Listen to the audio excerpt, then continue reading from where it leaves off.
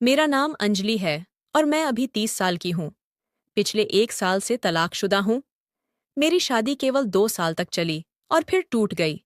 मेरे तलाक का कारण मेरे पति का स्वभाव बहुत सख्त था। हर छोटी बात पर वह मुझसे गुस्सा करते और नाराज हो जाते थे। इसके अलावा उनकी माँ और बहनें हमेशा मेरे काम में नुक्स निकालती थीं। शादी के बाद मैंने बहुत कोशिश की कि सबके साथ तालमेल बिठा सकूं, लेकिन हर दिन उनकी तानों और झगड़ों की वजह से मैं रात को तकिए में मुंह छुपाकर रोया करती थी।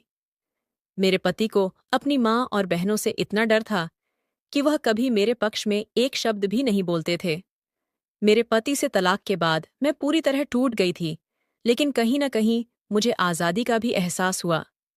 मेरे माता-पिता का देहांत मेरी शादी से पहले ही हो चुका था। अब मेरा सिर्फ एक छोटा भाई है, जिसका नाम रोहन है।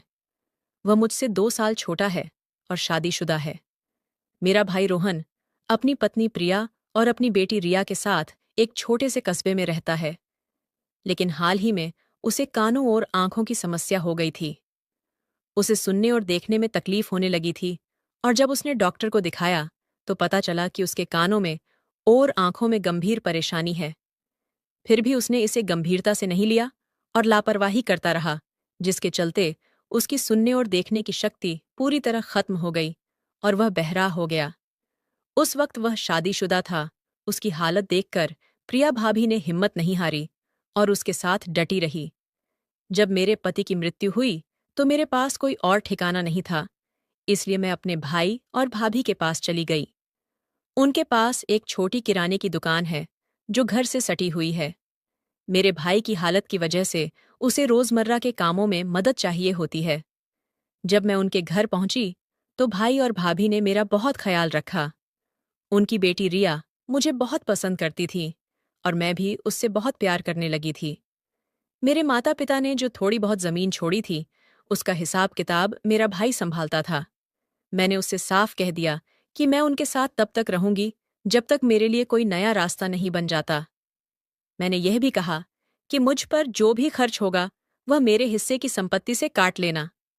लेकिन मेरे भाई ने मुझे टोकते हुए कहा, अंजलि, तुम मेरी बहन हो, ये तुम्हारा भी घर है, तुम्हें किसी चीज की चिंता करने की जरूरत नहीं है। फिर मैं अपने भाई और भाभी के साथ रहने लगी। मेरी भाभी मेरी अच्छी दोस्त बन गई। हम दोनों अपनी अपनी बातें एक दूसरे से बांटने लगे। उनके साथ रहते हुए मुझे 2 साल हो गए थे और यह वक्त मेरे लिए बहुत सुकून भरा था।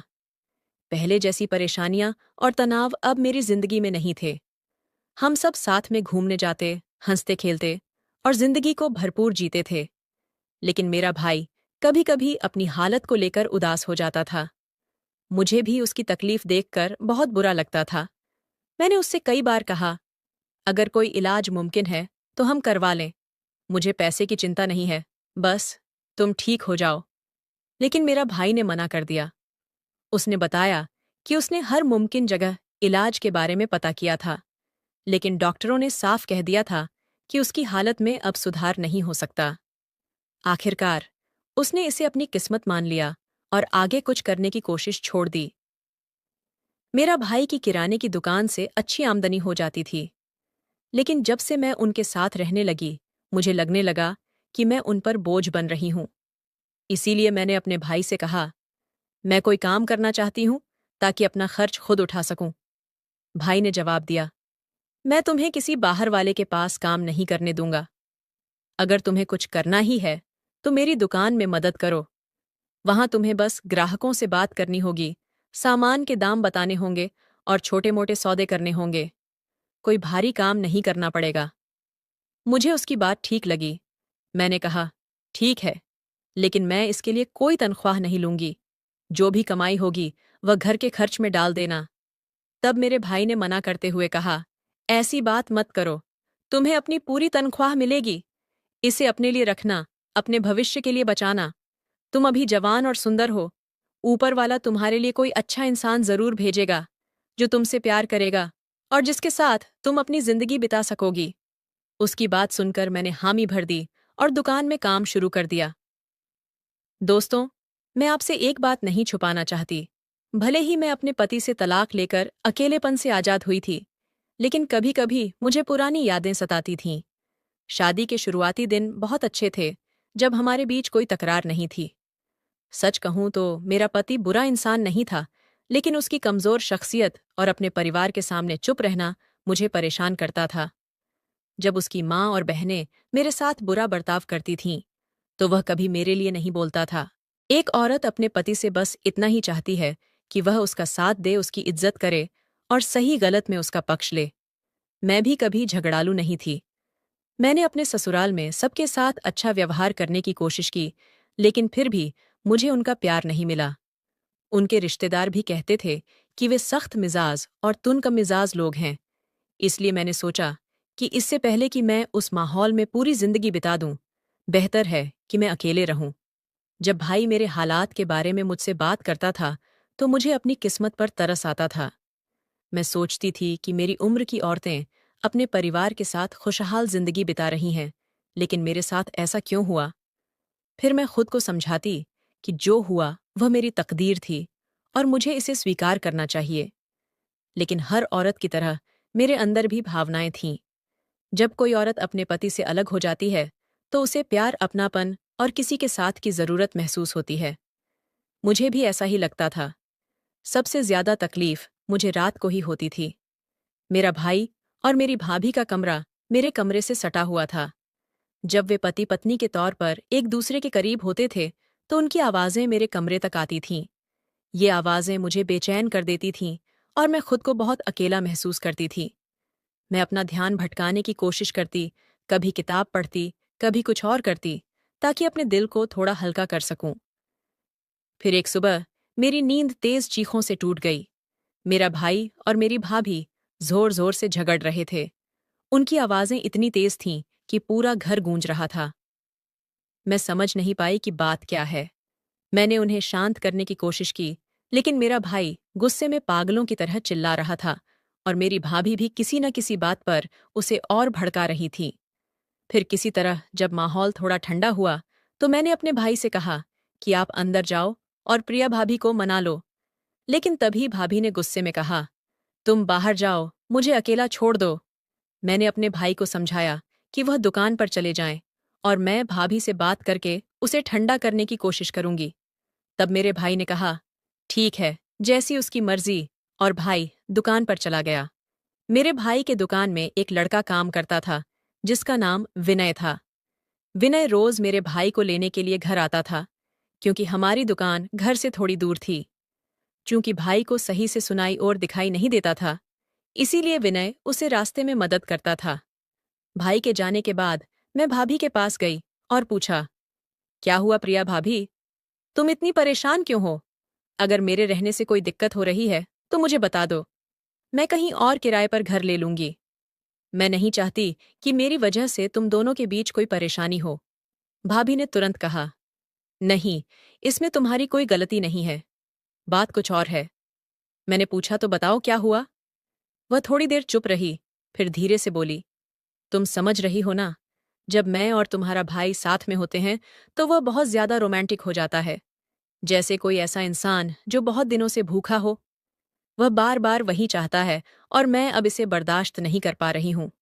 उसकी बात सुनकर मुझे थोड़ा अजीब लगा, लेकिन मैंने उसे समझाया कि देखो भाभी, यह तो बहुत अच्छी बात है। कई औरतें चाहती हैं कि उनका पति उन्हें प्यार करे, उनकी परवाह करे। तुम्हें खुश होना चाहिए और ऊपर वाले का शुक्रिया अदा करना चाहिए, क्योंकि कई लोगों की शादीशुदा जिंदगी में यह चाहत ही खत्म हो जाती है। भाभी ने मेरी तरफ देखा और बोली, मुझे माफ कर दो अगर मेरी बातों से तुम्हें बुरा लगा हो। मैंने कहा, नहीं भाभी, ऐसा कुछ नहीं है। मैं बस यही चाहती हूं कि तुम और मेरा भाई खुश रहो। ये कोई ऐसी बात नहीं है जिस पर झगड़ा करना चाहिए। फिर मैंने उसे भरोसा दिलाया, ठीक है, तुम चिंता मत करो, मैं भाई से बात करूंगी। भले ही यह मेरे लिए थोड़ा अजीब हो, लेकिन मैं कोशिश करूंगी कि वह समझ जाए। भाभी ने गहरी सांस ली और बोली, असल में उसने मुझसे साफ कह दिया है कि अगर मैं उसकी बात नहीं मानी, तो वह दूसरी शादी कर लेगा। ये सुनकर मुझे बहुत बड़ा झटका लगा। मैंने कहा, यह तो कोई वजह नहीं है दूसरी शादी करने की। देखो भाभी, हम कोई हल निकालेंगे। तुम बस खुद को परेशान मत करो। अपनी बेटी रिया के बारे में भी सोचो। ये झगड़े उसके सामने नहीं होने चाहिए। शाम को जब मेरा भाई दुकान से लौटा तो मैंने तय किया कि उससे बात करनी होगी। मैंने हिम्मत जुटाई और कहा, भाई मुझे तुमसे थोड़ी बात करनी है। वह बोला, ठीक है, चलो अंदर बात करते हैं। मैंने उसका हाथ पकड़ा और उसे उसके कमरे में ले गई। फिर मैंने कहा, भाभी ने मुझे सब कुछ बताया। तुम ऐसा क्यों कर रहे हो? उसे दूसरी शादी की धमकी क्यों दे रहे हो? भाई ने बिना झिझक कहा, मैं धमकी नहीं दे रहा। अगर वह मेरी जरूरतें पूरी नहीं कर सकती तो मैं सच में दूसरी शादी कर लूंगा। मैं अभी जवान हूं और यह एकदम सामान्य बात है। मैंने उसे समझाने की कोशिश की। हाँ, मैं मानती हूं कि यह तुम्हारा हक है और तुम्हारी जरूरत भी। लेकिन तुम्हें यह भी सोचना चाहिए कि भाभी पूरे दिन घर के काम, रिया की पढ़ाई और उसकी देखभाल में लगी रहती है। वह थक जाती है। तुम्हें थोड़ा सब्र करना चाहिए। लेकिन मेरे भाई को मेरी बात पसंद नहीं आई। वह गुस्से में बोला, तुम्हें इस मामले में बोलने की जरूरत नहीं है। ये मेरा और प्रिया का मामला है। तुम अपने कमरे में रहो और इन बातों में मत पड़ो, वरना मुझे गुस्सा आ जाएगा। उसके इस रवैये से मुझे बहुत बुरा लगा। मैं तो बस उनकी जिंदगी सुधारने की कोशिश कर रही थी, लेकिन उसने मेरी बात को ठुकरा दिया। फिर वह गुस्से में कमरे से बाहर चला गया। 5 मिनट भी नहीं बीते थे कि फिर से उनका झगड़ा शुरू हो गया। इस बार मेरा भाई मुझसे नाराज था कि प्रिया ने मुझसे शिकायत क्यों की। भाभी भी गुस्से में आ गई और बोली, अब मैं इस घर में नहीं रहूंगी। मैं रिया को लेकर अपनी माँ के घर जा रही हूँ। मेरे भाई ने ताने मारते हुए कहा, हाँ जाओ, वैसे भी मैंने दूसरी शादी का फैसला कर लिया है। मुझे पता था कि मेरा भाई दिल से बहुत अच्छा इंसान है और वह गुस्से में बोल रहा था। लेकिन भाभी ने उसकी बात को दिल से लगा लिया। उसका मन टूट चुका था। उसने सच में अपना सामान पैक करना शुरू कर दिया। मैंने उसे बहुत रोकने की कोशिश की। भाभी कहाँ जा रही हो? ऐसे मत जाओ, थोड़ा सोचो। लेकिन मेरी कोई बात उसके दिल तक नहीं पहुंची। आखिरकार वह रिया को लेकर चली गई। भाभी के जाने के कुछ घंटों बाद मेरा भाई घर लौटा। मैंने उसे बताया, भाभी सच में चली गई। वह चौंक गया और दुखी होकर बोला, क्या? वह बिना कुछ कहे चली गई? तुमने मुझे बताया भी नहीं। अब वह इस घर में वापस नहीं आनी चाहिए। लेकिन अगले 2 दिनों में भाई के चेहरे पर उदासी छा गई। वह खोया खोया सा रहने लगा। उसकी हालत देखकर मुझे बुरा लगा। मैंने भाभी को फोन किया और कहा, भाभी वापस आ जाओ। मैंने भाई से बात की है। अब सब ठीक हो जाएगा। मैं नहीं चाहती कि तुम्हारा घर टूटे। अगर तुम आ जाओगी तो मैं कहीं और रहने का इंतजाम कर लूंगी। लेकिन भाभी ने ठंडे लहजे में कहा, मैंने पहले भी कहा था, यह मामला तुमसे जुड़ा नहीं है। मुझे वापस नहीं आना। फिर उसने कहा, मुझे भी अजीब लगता था कि जब वह मेरे साथ होता था तो तुम बगल के कमरे में सब सुन रही होती थीं। मुझे बहुत शर्मिंदगी होती थी। मैंने जवाब दिया, हाँ, मैं सुनती थी। लेकिन यह तुम्हारा घर है, तुम्हारी जिंदगी है। इसमें मेरा कुछ कहना ठीक नहीं। बात वहीं खत्म हो गई। भाभी ने साफ मना कर दिया कि वह वापस नहीं आएगी। दिन बीतते गए। अब मैं अकेले ही घर का सारा काम संभाल रही थी। खाना बनाना, सफाई करना, सब कुछ। ऐसे ही 10 दिन गुजर गए। मैंने देखा कि भाई का स्वभाव बदल रहा था। वह चिड़चिड़ा और गुस्सैल हो गया था। उसकी हालत से लग रहा था कि वह अंदर से बहुत परेशान है। मुझे भाभी की बात याद आई जब उसने कहा था कि रोहन को इस चीज की बहुत जरूरत होती है। मुझे समझ आया कि यह दूरी उसके लिए मुश्किल हो रही है। मैंने धीरे से कहा, भाई, अगर तुम सच में भाभी के बिना नहीं रह सकते तो उसे वापस बुला लो। उसने गुस्से में जवाब दिया, नहीं, वह खुद गई थी। मैं किसी को बुलाने वाला नहीं हूं। अगर उसे आना होगा तो वह खुद आएगी। वह बाहर से सख्त दिख रहा था, लेकिन अंदर से टूटा हुआ था। मैंने इस बारे में बात करना छोड़ दिया। फिर एक दिन जब भाई दुकान पर था, मैं घर की सफाई कर रही थी। मैंने सोचा कि उसके कमरे को भी ठीक कर दूं। सफाई करते करते मैं थक गई तो सोचा थोड़ा आराम कर लूं। मैं भाई के बिस्तर पर लेट गई और मुझे नींद आ गई। कुछ घंटों बाद मेरी आंख खुली तो मैंने देखा कि मेरे भाई मेरे पास था। उसने मुझे प्रिया समझ लिया और कुछ ऐसा करने की कोशिश की जो बिल्कुल गलत था। उसकी हालत की वजह से उसे शायद भ्रम हुआ होगा कि मैं उसकी पत्नी हूं। मैं उस वक्त अपने आपे में नहीं थी। दोस्तों, जैसा कि मैंने आपको बताया कि मेरा भाई बहरा और अंधा था। वह सुन नहीं सकता था और ना ही सही से देख सकता था। इसलिए उसने सोचा कि मैं उसकी पत्नी हूं, क्योंकि हमारा कद और शरीर एक जैसा ही था। तब मुझे बिल्कुल भी ध्यान नहीं रहा और सच कहूं जैसा कि मैंने कहा, मैं अपने होश में नहीं थी और मैंने देखा कि उसने मेरे साथ वैसा ही व्यवहार शुरू कर दिया और फिर उसने मेरे साथ वैसा ही करना शुरू कर दिया जिससे भाभी परेशान होकर चली गई थी। तब मैं सच में कुछ भी बोल नहीं पा रही थी, न ही कोई जवाब दे रही थी, क्योंकि उसकी हरकतें बहुत ही असहज करने वाली थीं और तब मैं समझ ही नहीं पा रही थी कि अब क्या करूं। लेकिन तब जिस हालत में मैं थी, मेरे एहसास और उस समय के माहौल की वजह से मैं कुछ भी नहीं कर सकी। तब यह स्थिति मेरे लिए बिल्कुल नई और बहुत मुश्किल थी, इसलिए तब मैं कुछ करने के बजाय बस उसे ही करने दिया जो वह करना चाहता था। तब वह उस दिन लगभग 2 घंटे तक मेरे साथ रहा और इस पूरे समय में वह यही समझता रहा कि मैं उसकी पत्नी हूं। तब मैं अंदर से बिल्कुल अलग महसूस कर रही थी, जैसे मेरा मन ही बदल गया हो। हालांकि वह मेरे पति से बिल्कुल अलग था, क्योंकि उसकी पत्नी ने पहले ही बताया था कि वह ऐसा व्यवहार करता है जैसे कोई भूखा इंसान अचानक अपने सामने ढेर सारा खाना देख ले और फिर उसे पूरा हड़पने की कोशिश करे। तब मैं सच में कुछ समझ नहीं पा रही थी। फिर जब सब कुछ खत्म हुआ, तो मुझे लगा कि मैं अपनी जगह से हिल भी नहीं पा रही हूं। अगले दिन मैंने भाभी से बात की और कहा, प्रिया, भाभी वापस आ जाओ। मैंने सब ठीक कर दिया है। भाई अपनी जिद की वजह से पहल नहीं कर रहा। मेरी खातिर आ जाओ। आखिरकार प्रिया भाभी मान गई, लेकिन जो हुआ उसका मुझे बहुत पछतावा था। सच कहूं, ये एक बार नहीं बल्कि कई बार हुआ।